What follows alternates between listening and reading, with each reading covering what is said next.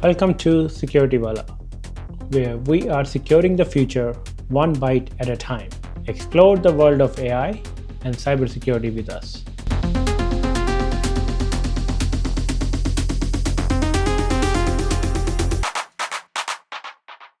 Hi Todd, how are you doing today? Camille, I'm doing great. Great to see you.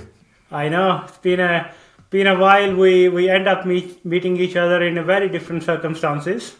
We will come to that story in a minute, but I want to officially welcome you to the Security Wala podcast, where we break down the biggest conversations around AI, which your startup is all about, around cybersecurity and also the future of technology. Today we're going to dive into a really important topic, which is overlooked in many ways regarding AI, is how do we measure the value of AI in a business?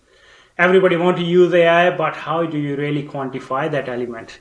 And with that, I have a really incredible guest, an old friend of mine, Todd Smith, who is the founder of Opnbook, Opnbook, and his new product, Tahoe. And we're going to talk about that as well. A company which is actually helping businesses understand the value in a dollar terms about their investment. Todd, welcome to the show. Before we jump into AI, right, let's talk a little bit about days back to Facebook, which we call Meta now, right? I'm in. We had an incredible time. I enjoyed my visits to California, and we work a lot on different projects. So tell me a little bit about transitioning from the corporate life and coming into startup world. That's what I want to start our talk about. Oh, yes. Okay, fantastic. So near and dear to my heart. So, as you were noting, you and I met early days in Facebook when we were working there together pre-IPO. And I'll tell you, what I like about startup today is exactly what I loved about working together back then. And we were in a growing company, a swiftly growing company. But when we met, Facebook had roughly about 1,000, 1,200 people working there, employees. And, we both, I think, kind of departed around when Facebook had grown to roughly 15,000 employees. We had built a lot of great things together. And what I loved about that time is there are not enough resources to execute all the things that the company needs to do. And the cool thing about that is you get to work on your vertical, the things that you're chartered to do. But outside of that, there's a lot of things that there's nobody to serve those needs for the company. And they're not prioritized because they haven't hired anybody for those things yet, but they still need to get done. And you get to reach into these other areas that are outside of your expertise and learn about them. And you constantly do that in a startup environment. And, as things mature, as more people come into the company, our swim lanes get more and more narrow. And quite frankly, while it's fun because you get to do that narrow expertise on a really large scale, I find that I actually really enjoy the more startup vibe where you're really having to reach and stretch into other areas of the business that you don't traditionally understand or know, and you get the experience in doing those things. So the same thing that I loved about being at Facebook early days is exactly why I like transitioning from the enterprise environment into the startup environment right now, like it is with Opnbook. So, yeah. And there's a lot of skills which are interchangeable, which I noticed, right? As you said, right? Early days of Facebook, it was like, go get things done. There's so much to do, right? There wasn't a boundaries as such, right? You can execute anything and everything in there. We were opening offices left, right, and center. There was like so much to do. And I think that analogy comes to a startup where you have so much to do. And basically you are kind of the person responsible for pretty much doing everything. So when I move into this startup ecosystem, I felt like, my early days of Facebook were very much like, here is tons of things to do, pick your battle and go and deal with it, right? So absolutely, it's like go-getter sort of attitude. So today's conversation is not all about Facebook or Meta. It's about the AI, the hot topic we have. You go to any conference, you go to any meeting, everybody talk about AI, right? But I'm going to ask you the first big question, which is on my mind is, everybody's investing in AI. Either it's a VC community, either it's, big players in the tech community. But not everybody knows what they're actually getting out of it. The measuring part is a huge thing, right? Especially in financial terms. What's your take on it, and what's your opinion on how the measurement happens? Yeah. So it is a big topic today, right? So, and at Opnbook, this is one of the areas that our company was founded upon, because at Opnbook we build software that helps companies consume and optimize AI. And when it comes to measuring progress with AI, there are some big hurdles there, because for one thing, the majority of the companies providing AI or providing AI tooling are not capturing any data on the specific use cases within your organization, right? The big thing that they're all attempting to do is build the better solution in AI, build the better generative solution in AI, build a smarter solution for AI. And while they're racing to do that against the competition, there really isn't a big focus on the returns on those AI investments yet, right? And as we've seen, in 2022, 2023, and especially in 2024, a lot of company leadership was under pressure from investors and boards of directors, executives, to bring AI into their company. What's your AI strategy, right? And that was a big thing. That was a big buzz term during those years. And everybody was racing to try and get an AI strategy together. One of the first things that they do is they say, okay, well, let's just bring AI into our environment, right? So they'll go out, they'll purchase AI from some of the bigger vendors that are out there, or maybe even build some bespoke solutions. And they bring that AI into the organization. They provide it to all of the personnel within that organization. But the reality is they really don't have any type of telemetry to let them know exactly what type of productivity they're getting out of that AI. And now today, that event has matured to the degree that those same principles, the boards of directors, the executives, the investors who were pressuring those companies to get an AI strategy are now saying, how's that AI strategy working out? And they're really looking around. They don't have too much data to really observe, to really understand what that AI is doing for their business and what type of returns they're getting on those AI investments.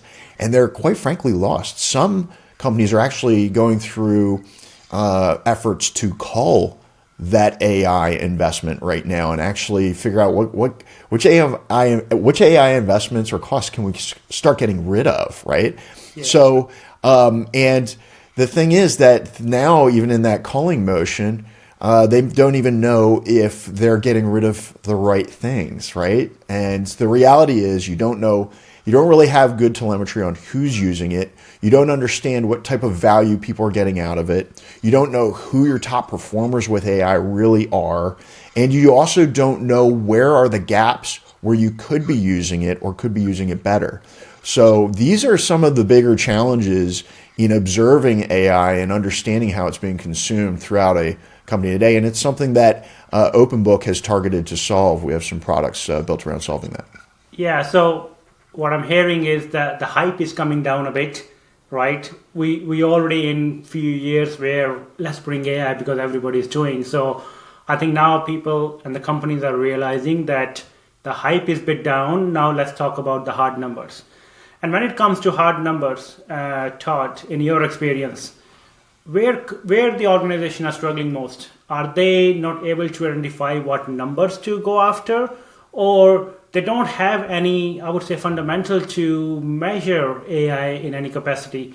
And if there is, as you said, right, in Opnbook, what are your fundamentals which you are building your product on this is how you measure it. Sometimes you need to invent the whole wheel, not reinvent it. I don't think there is a wheel has been invented here. So talk a little bit about what that fundamentals would be. Perfect. That's step one of the challenge, right? Is how are we going to measure all of this, right? And that's the starting point that really locks up a lot of companies from even moving forward in the observability space or getting any type of BI structure going in this realm.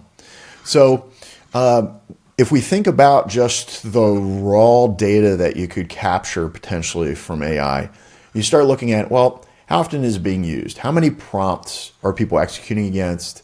Or how many jobs are you really putting together? So you start looking at session counts, right? The reality is that you really don't have any understanding for the impact of each session, right? You get a whole bunch of session counts, but is it just 100 session counts to one, whereas that 100 session counts was just for individuals that were using it to recraft emails, and then there was that one session where a sales representative unlocked a $1 million increase in revenue, right? So obviously not all sessions are created equal, right? And understanding that is really what we want to drive for when capturing metrics. At Opnbook, what we decided to do was derive a calculation for return on investment for each session, all right? And what's important to understand more than anything is data that we're able to capture, and that is who is executing the session. That tells us a lot. When we understand who is executing the session, we can apply some quick math to understand what the value of that session is, at the very least from a cost perspective, right? We know how much each individual costs the company. We understand their compensation. We also understand what the payroll taxes are on them and what the benefits are on those individuals. So we can actually calculate a minute-by-minute cost of employing that individual, all right? So when they execute work with AI, they're taking that work off of their plate and having the AI execute it instead.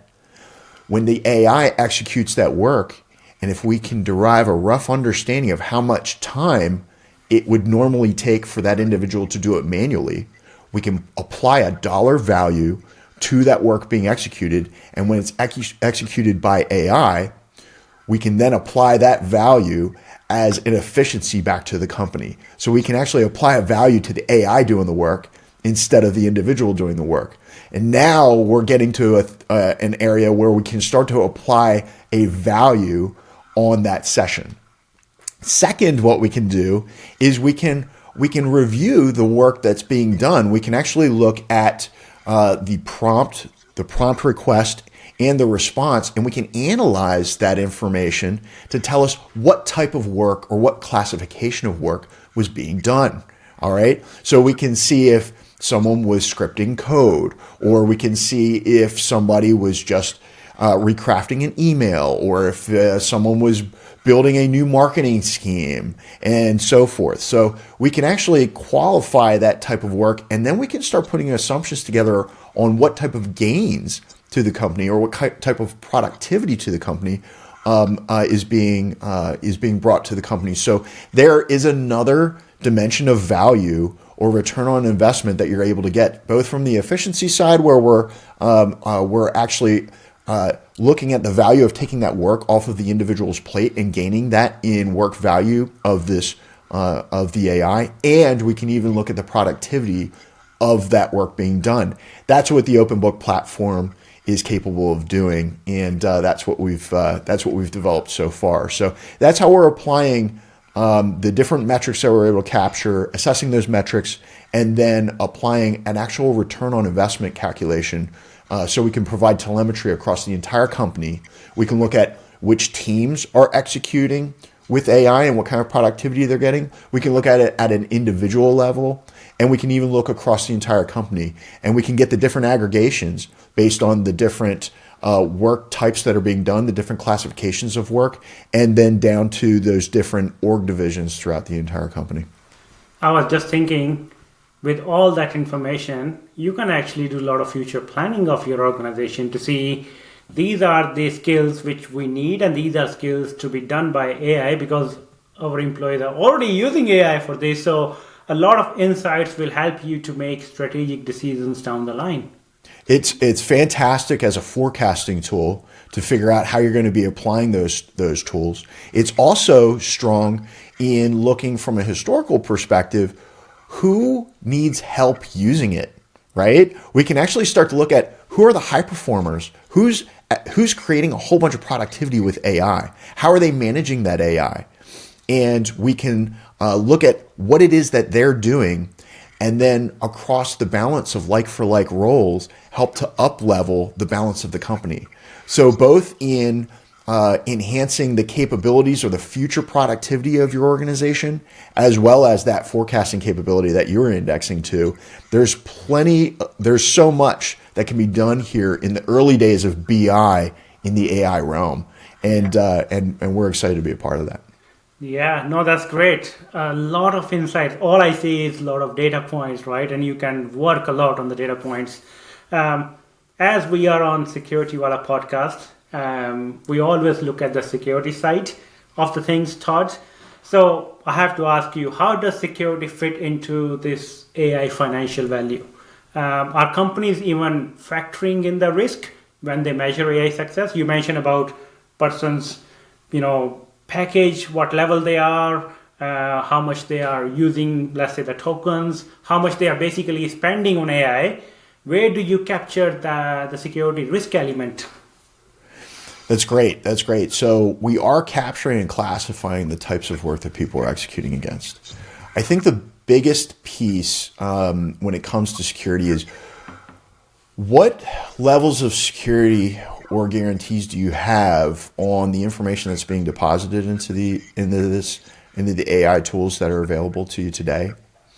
How can you build a stronger mechanism for protecting all of that deposited information? It's not the information that's coming back to you necessarily. Now, yeah, there's IP involved there, right? You're developing IP, and that intellectual property is definitely something that you're going to want to protect, right, as you move forward in the development of that. So there is a dimension there, but I think that there's a heightened dimension of risk when it comes to PII, and when it comes to the IP that you already possess. And where your team is depositing that information, what AI tools are processing that information, what LLMs are getting informed by that information, identifying those different attributes or those different dimensions of how people are leveraging AI and classifying those, that's where we really need to beef up guardrails and prevent those things from actually happening. Not just capturing it, but preventing those things from happening with boundaries and helping people with training wheels in these tools to prevent them from inadvertently depositing information they really should not be. Yeah. And information is one element. Then we have whole element of, if there's a cyber attacks happen or data breach happen, right? And that bring the value of the business down. Even let's say you depend on AI to deliver certain things in your business, and if you have a breach or attack, that value is down for a while, right? So that risk and that value need to be somehow calculated somewhere, right? So yep. The point here, which I'm trying to make is, I feel like companies sometimes separate AI performance from AI risk profile. And in my opinion, they are deeply connected. Risk always goes along with the performance. You need to have that risk matrix going. So what would you say the companies are paying enough attention to the security side when they're calculating ROIs? I don't think that they're paying enough attention to the security side when calculating ROIs. Right? So I'm going to tell you right now. Now, I think that it's fair to say that there's a big chasm today in this, and there's two profiles. There are the companies that say, hey, AI is really important, and we're going to get really good at it. And we're going to accept all the risk that comes along with that. And we're just going to dive in and do everything we can to build as much productivity as we can with AI. And we'll figure out the security piece later. I think that that's one profile. I think there's a second profile, and I think you see this a lot in the financial sector, in the legal sector, and you really see this other profile of these more heavily regulated company profiles where they're not using AI where they really need to be because they're too scared to even start assessing it. They don't know where to begin, and they're so risk averse that they've over secured the environment and they're not using AI at all, right? Or using it in low impact ways, right? Yeah. So I do think that there are some cool companies out there today that are building some of those guardrails and helping people to get involved in AI. I think that those additive tools, those extension tools, I think are fantastic. I also believe that there's a huge opportunity for some smaller AI players to build bespoke AI solutions that live on-prem or in a secure cloud environment bespoke to the company that can be deployed as well. And they're very cost effective. They're extremely cost effective. So there's a lot of really interesting solutions out there that are both, hey, how do we build the guardrails in the hyperscale providers of AI? And then also, hey, let's build AI specific to our business that meets the needs of our teams and our customers and house it within our own environment, right? Those are the two ways that I see people successfully starting to secure those AI environments and really take full advantage of the benefits of AI.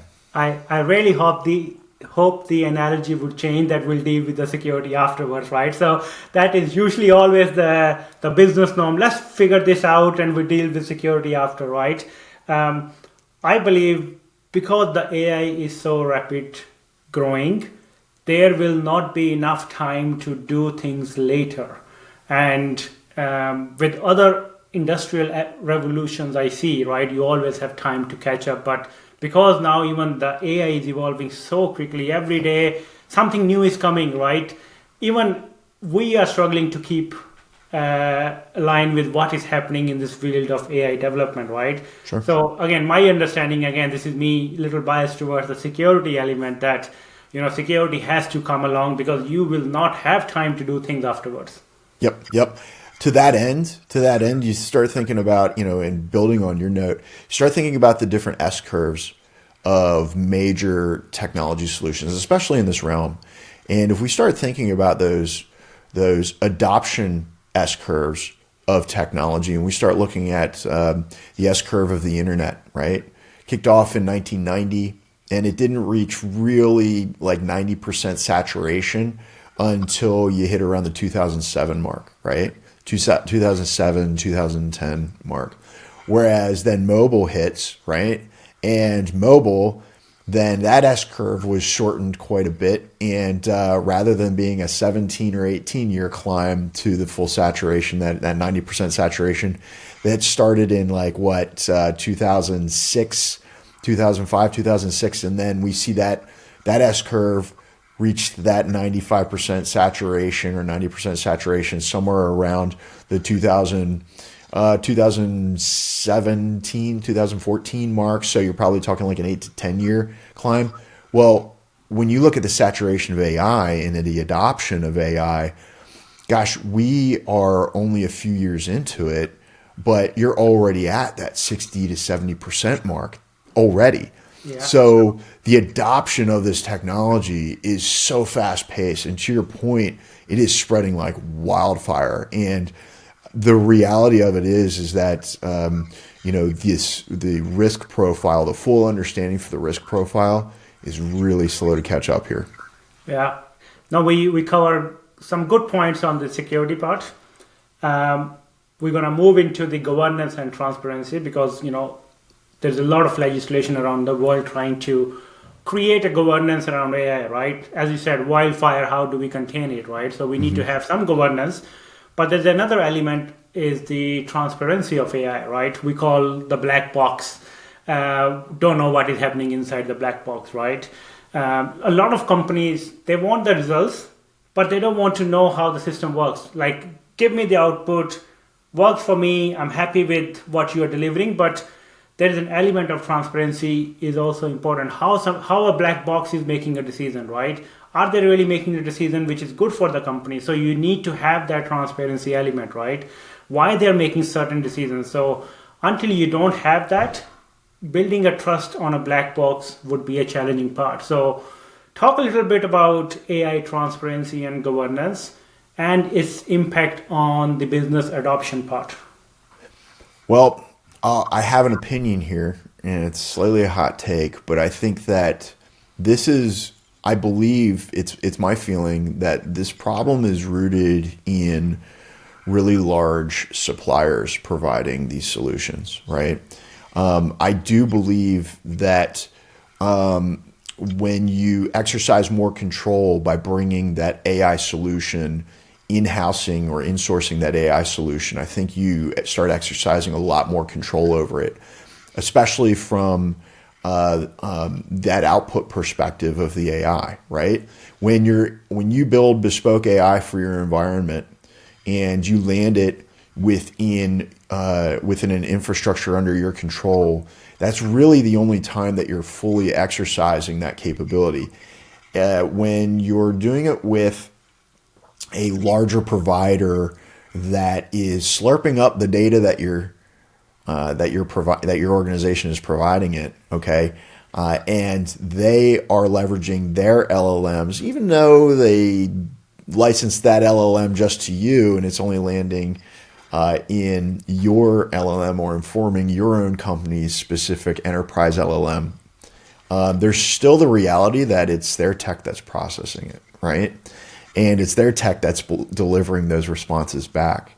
And I believe that in the world of governance, I think we're finding that that's really extremely hard to control, because you have the development of an LLM and the development of AI, generative AI, that is outside of your control, 100% outside of your control.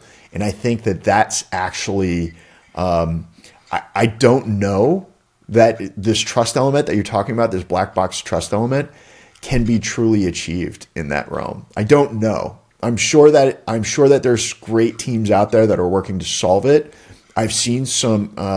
I've definitely seen some newer teams out there, some startups out there that are running right at this problem. They're running right at the fire with a full bucket of water. But I don't know if they got enough water in that bucket. I don't know if they're going to be able to really solve it. And to me, if you had to grade a solution or bias a solution to something that's going to be a surefire win in the risk realm, I think that that's where the bespoke solutions come in. And I also think that there's business advantages to leaning into that. I think that there's a cost element from a token consumption perspective that you can make far more efficient in that realm. And I also think that you can build a better solution, a better AI solution that's going to better serve your customers as well as the personnel within your organization. And it really does change the structure of how an organization is built, right? Now, all of a sudden, what we're saying is, hey, you're not only going to need someone that's running finance for your organization, somebody that's running product and development for your organization, or somebody that's running, marketing and sales for your organization. You also need to bring somebody into your organization that manages a team that develops AI for your organization. And I think that that's a whole new realm that people need to really start looking at. And I think today it's a subline of a subline of a subline of a team, or different teams are starting to build individuals or bring individuals into their organization that specialize in AI, that can develop upon AI. However, I think that we're going to see a lot of org structures completely readapt and reorient. And I think it's way safer that way, because when you have a singular organization that's responsible for it, now you have the partner for your information security team within your organization that can have a much stronger tie and make healthy decisions that really do reduce the risk for the organization. And rather than having a whole bunch of disparate one-off individuals in the organization that your security team has to wrangle, right? So I think that there's big benefits to restructuring. And I also think that the early wins realm, the risk in the risk department, especially from this black box perspective, is going to be in insourcing your AI rather than outsourcing those solutions. That's my take. And you touch on my next question already, which is, what's that future look like? So you work closely with businesses who are adopting AI or have some sort of AI solution in there. What trends are you seeing? Except you talk about the teams and all. And anything else you want to add around the trends, where this is going, and where do you think this AI's business value is heading in the next, let's say, 5 years? I'm going to say 10 is way too far away. That is way too far away, and I agree with you. So the big trends today are, from what I'm seeing, is really in the costs of AI and the cost of developing on AI. It's getting expensive. It's getting real expensive. It's also getting expensive to serve AI to people, okay? Just give a reason of what is that expensive part, right? Is that the API calls? Is that the tokens which are expensive? Or what is that expensive part? Two sides of it, and I'm growing what you just stated. And the two sides of it are from the AI consumer perspective, the folks that are purchasing AI and spending tokens. Those costs are starting to run away. Getting cost controls in place on token consumption is a big challenge that people are starting to see. My co-founder and I just spoke with a head of engineering for a major SaaS firm that stated, "Hey, my CFO came to me, and I didn't know this, but we had a $1 million line item in a single quarter, and it was all token consumption across 3 developers," right? And that's a huge gap, and it's a huge cost that nobody factored for, right? Nobody was thinking, oh, we're going to have development costs here, and those development costs, the trial and error side of R&D in AI, means you got to consume tokens, right? You're not going to be able to do this from a standard user perspective that costs you only $25 a month. On the dev side of it and the sandbox and playground side of it, you're consuming tokens, right? And because you're running major compute loads to do all of this. So figuring out how to manage that is expensive, and we're still in the early days of figuring that out. On the flip side of it, so that was the consumer side of it. On the flip side of it, from the supplier side of it, it's extremely expensive. And we know it's expensive because look at the value of NVIDIA right now, right? They're a rocket ship of a company, right? And it's all because of the GPU sales are just through the roof. And the hunger for GPU in the AI space is astronomical. Now, there are other solutions. There's TPU solutions. There's ASIC solutions that are out there as well in that infrastructure world. But the reality is that AI is burning through hardware at a rate that nobody's ever seen before. And not only is it burning through hardware, it's burning through compute. It's burning through power. It's burning through cooling resources, right? And nobody can get enough of it, which drives the pricing on all of this up. And these are huge costs that the suppliers are ingesting right now as well, right? I saw there's a piece out the other day that NVIDIA, with all the orders that they have a backlog of 25% of their orders. That's incredible. That is incredible. On the flip side, when you're talking about actually building facilities to house that hardware, we are seeing big projects from many of the major players that are out there, Meta, Microsoft, Google, Amazon, these huge players are building, Oracle, they're building these hyperscale facilities, and they're planning to build these hyperscale facilities. However, I just saw a data point the other day, power generators, right? Because in order to build these hyperscale facilities, you not only need the hardware, but you're going to need power and you need cooling access, right?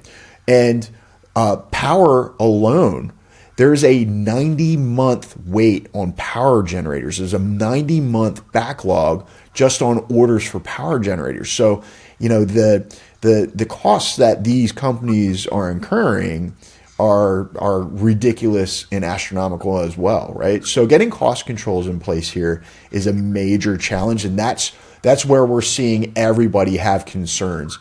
And a little teaser, that's also why we developed our Tahoe product that we just announced to the world yesterday. So we're really excited about that.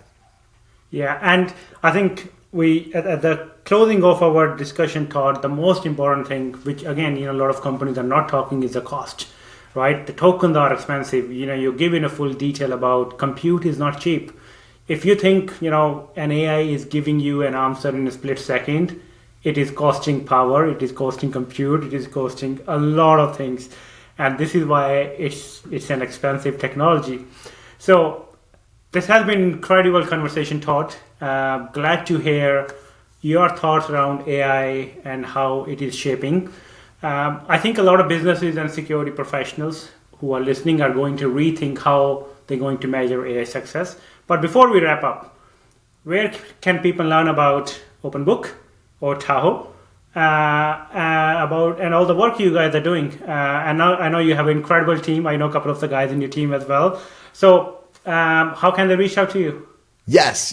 Thanks so much. So you can look us up online at opnbook.com, opnbook.com.